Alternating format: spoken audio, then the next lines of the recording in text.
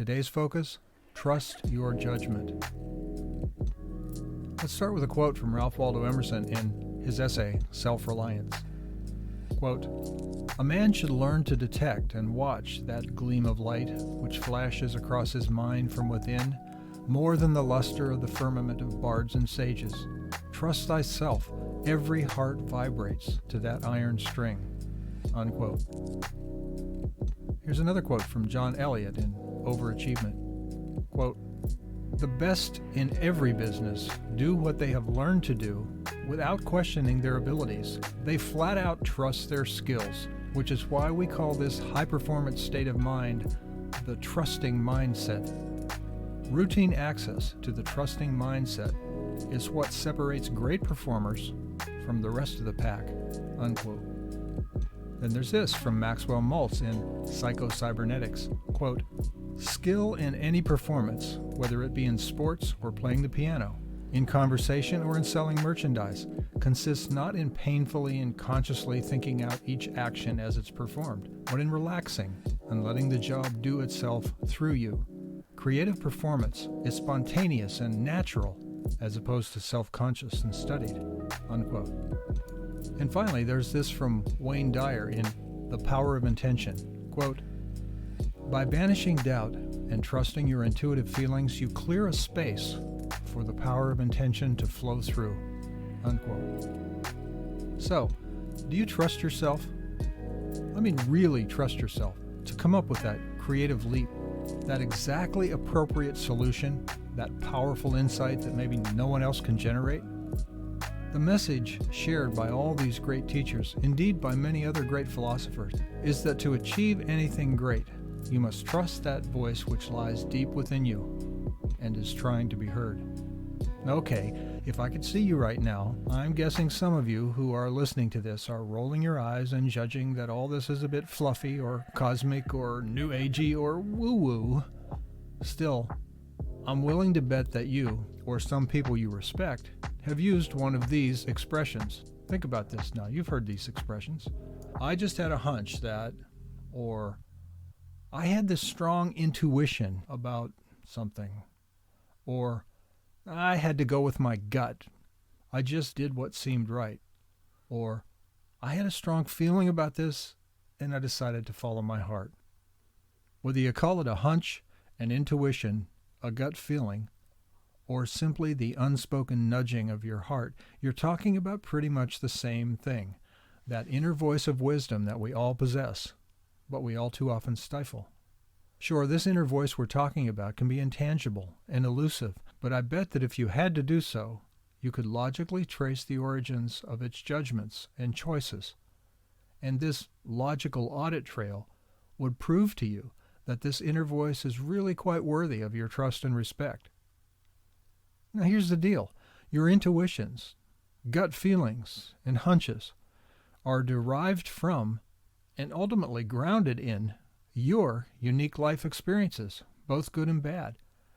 And because of this, they have behind them the solid proof of your reality.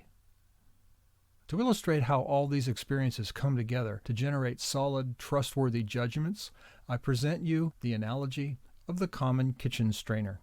Now stick with me here. This is actually a pretty cool analogy. Now, if you have access to the website, by the way, the Inspired Project team's website, you're going to see a picture here of the inner wisdom filter, an explanation of why you can trust your judgment. But if not, just imagine a kitchen strainer, okay? A kitchen strainer is made up of a whole bunch of strands of wire crisscrossed to form a grid or a screen. Now let's say you don't have one of those fancy juice machines, but you want to mash up a bunch of fruit and extract the juice. You begin by cutting the fruit into pieces, then dump these pieces into the strainer. You then place the strainer over a bowl, and you start pushing down on the fruit and mash it up until the juice runs into the bowl. The wire grid, or the screen of the strainer, prevents all the seeds and the stems and the strands of bitter fibers and the fruit skins from coming through. The only thing you get in your bowl is the juice essence that you wanted. And all that other stuff can be thrown out, or if you like, you can add it to your favorite fiber-dense muffin dough, make yourself some nice fibery muffins. Anyway, your inner wisdom filter, your inner voice, your judgment, operates pretty much like that kitchen strainer. Let's say you have to make a difficult decision and you don't have time to think about it. All sorts of possibilities and pertinent facts and constraints and outcomes all rattle around in your brain. Your internal strainer is activated to deal with all this.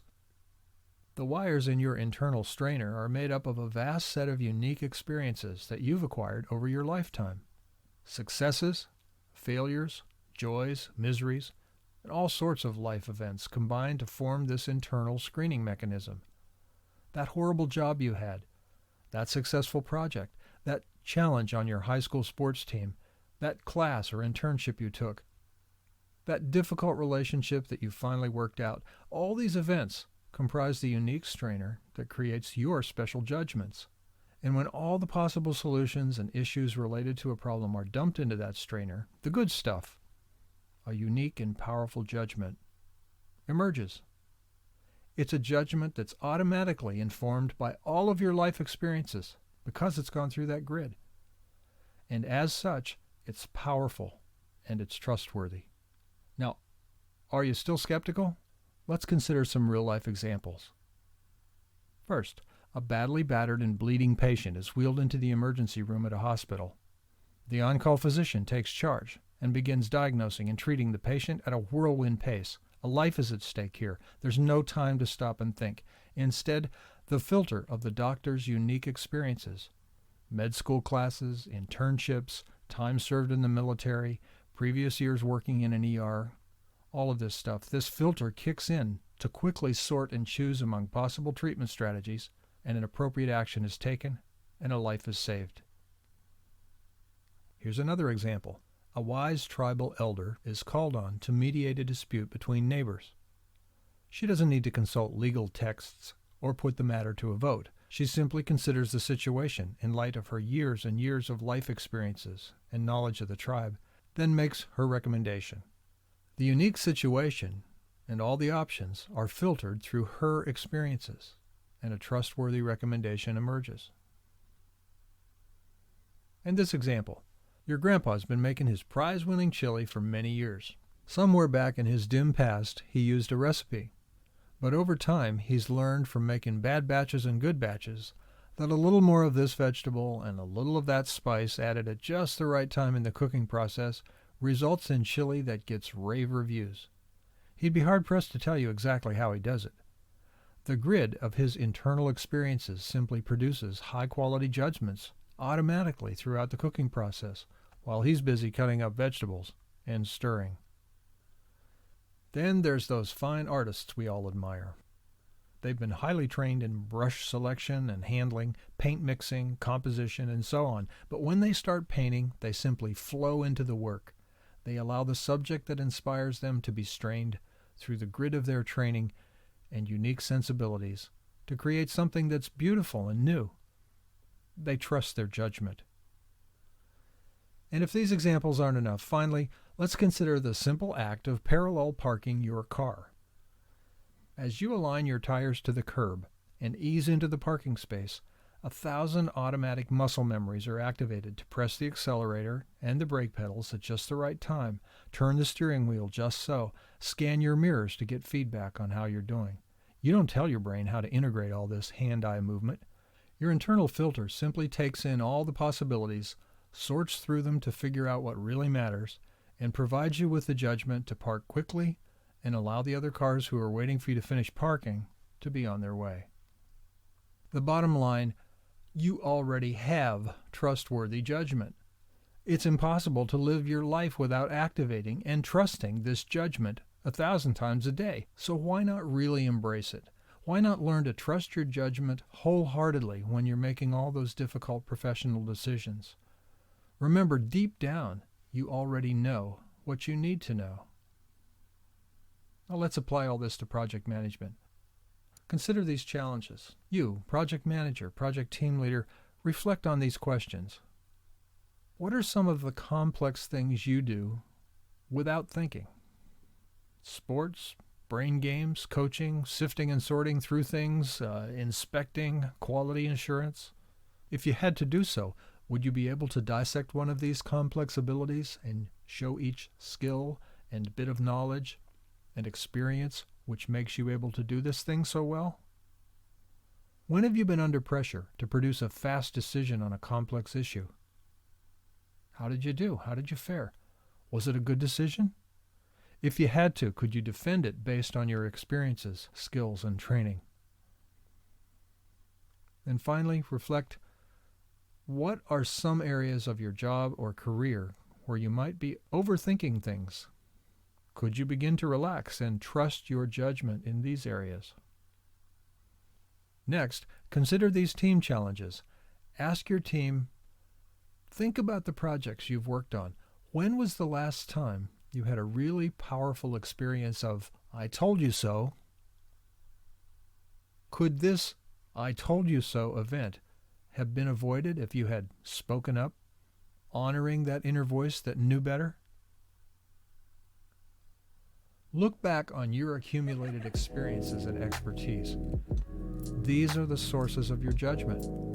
How might we, as a project team, better leverage that judgment on our projects? What do you need from senior managers or project managers that would enable you to more confidently trust yourself? And finally, project manager, consider these challenges.